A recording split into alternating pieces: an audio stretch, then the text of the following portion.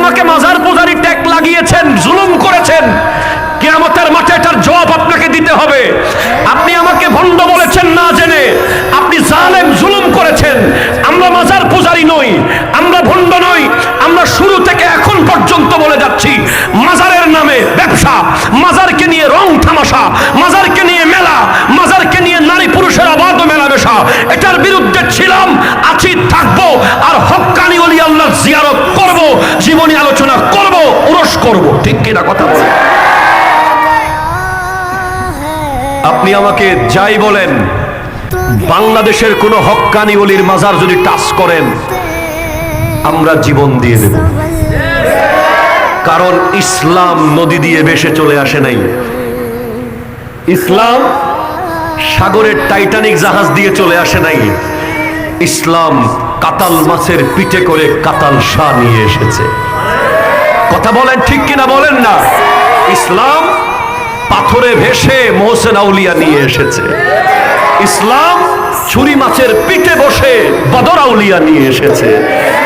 ওই ইসলাম, মদিনার ইসলাম বালখ থেকে শাহ সুলতান বলখি নিয়ে এসেছে।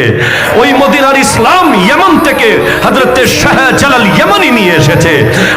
এই দেশ ধর্মপালের দেশ ছিল, এই দেশ লক্ষণ সেনের দেশ ছিল, এই দেশ বল্লাল সেনের দেশ ছিল, এই দেশ 12 ভূঁইয়ার দেশ ছিল। এখানে ছিল ব্রাহ্মণ, ক্ষত্রিয়, বৈশ্য, শূদ্র। এই হিন্দু দেশে মুসলমান আজ দাবি করছেন, আজ ইসলামের পতাকা পথ পথ করে উড়াচ্ছেন। আজ মসজিদ দেখছেন, আজ মাদ্রাসা দেখছেন, আজ মক্তব দেখছেন। আজ বাংলাদেশের কোরআনে হাফেজ সৌদি আরবে গিয়ে প্রথম হয়ে বিশ্বের মুকুট নিয়ে আসছে। সব কিছুর জন্য আল্লাহর ওলিদের অবদান ছিল, আছে, থাকবে। ঠিক কিনা? যারা আমাদেরকে কি দিতে পারে? সুফিরা আমাদেরকে কি দেয়? একজন সুফি আপনাকে কি দিতে পারে? এই দেশে যারা সুফি হিসেবে এসেছেন, হযরতে শাহজালাল ইয়ামানি, সুবহানাল্লাহ পড়েন না, শাহ পরাণ, শাহ আমানত, হযরতে শাহ সুলতান বলখি, শাহ সুলতান রুমি, শাহ মাকদুম রূপস, শাহ আলী বাগদাদি, ইনাদেরও আগে এই ভারতে যিনি ইসলাম প্রচার করার জন্য এসেছেন, খাজায়ে খাজেগান, আতায়ে রাসূল, নায়েবে মুস্তাফা, মাইনুল মিল্লাতে ওয়াদ্দিন, খাজা মাইনুদ্দিন হাসান সঞ্জিরি সুম্মা আজমেরি। ঠিক কিনা কথা বলেন? কিন্তু দুঃখের বিষয়, তাদের কাছ থেকে আমরা তাসাউফ নিতে পারি নাই। আমরা তাদের নামে খাজা হোটেল দিছি। কথা বল না, ঠিক কিনা কথা বল না? খাজা হোটেল ভাতঘর। আমরা দিয়েছি খাজা গরিব নওয়াজ পরিবহন, আমরা বানিয়েছি খাজা ডিসপেন্সারি, আমরা দিয়েছি খাজা ডিপার্টমেন্টাল স্টোর। আমরা ওনাদেরকে জাতির সামনে প্রেজেন্ট করেছি, হয়তো গাড়িতে নাম দিয়ে, অথবা দোকানে নাম দিয়ে, অথবা ওনাদের নামে ভণ্ড আস্তানা বানিয়ে বাটপারি বেঈমানি ব্যবসা। ঠিক কিনা কথা জোরে বলে? আমরা আল্লাহর বড় বড় ওলিদেরকে যথাযথভাবে উপস্থাপন করতে পারি নাই।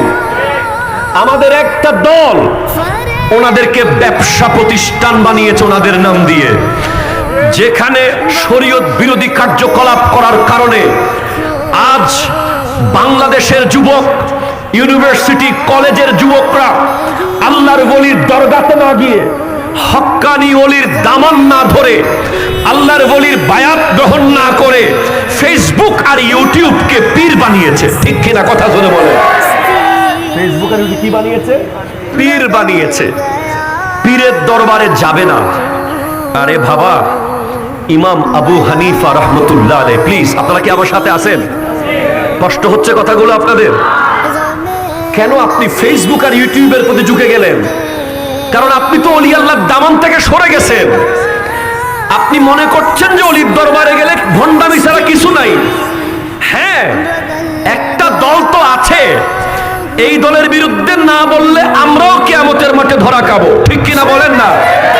আমরা আহলে সুন্নাত ওয়াল জামাত, আমরা যারা আহলে সুন্নাত ওয়াল জামাতের অনুসারী, আমরা কখনো ক্লিয়ার করে, লাউড এন্ড ক্লিয়ার যদি দ্বিমত থাকে আমার সাথে কথা বলেন।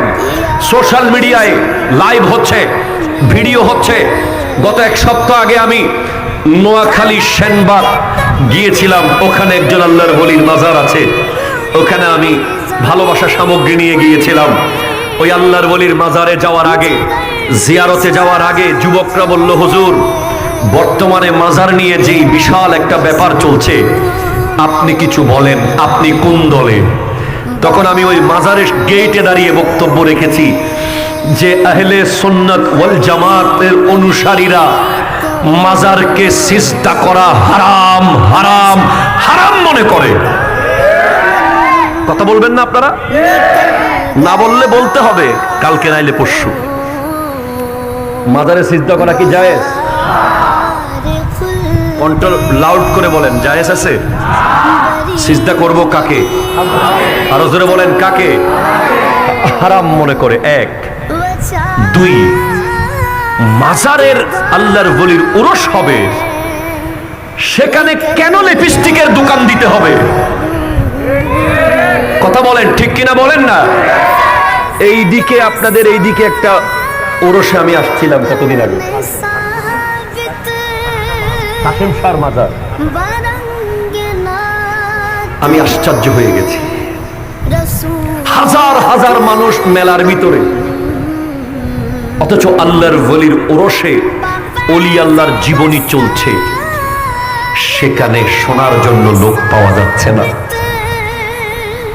এটাই কি আল্লাহর ওলিরা মেলা দেওয়ার জন্য দুনিয়া থেকে পর্দা করেছেন? এগুলো বলতে হবে আপনাকে।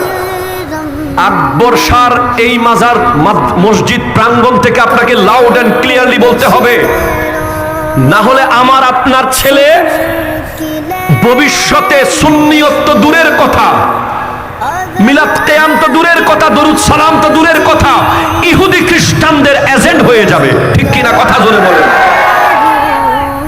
হয়ে যাবে, অলরেডি হয়ে গেছে। অনেক বাপ আহলে সুন্নাত ওয়াল জামাতের অনুসারী, সন্তান অন্য কিছু।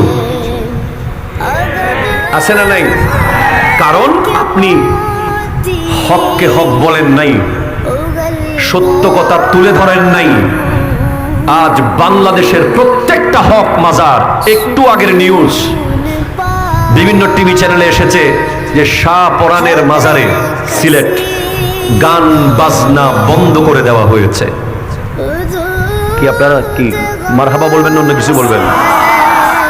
সাহস করে বলেন না একটু, এত ভয় পাবেন না। শাহ পরান আমাদেরকে দোয়া করবেন।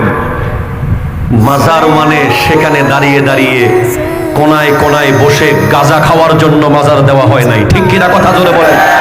মাজার দেওয়া হয়েছে ওই মাজারে গিয়ে জিয়ারত করে ওই মাজারওয়ালা কেমনে বলি হলো, কি কারণে তাকে আজকে এত মহব্বত করছে মানুষ, কেমনে সে আল্লাহকে রাজি করেছে, কি সাধনা করে আজকে তিনি ইসলামকে এই দেশে এনেছে, সেটা জেনে তার আদর্শ, তার জুহুদ, তার তাকওয়া, তার ইবাদত, তার রিয়াজত ধারণ করে আমিও যেন ওলি হতে পারি, সেটার জন্য মাজার।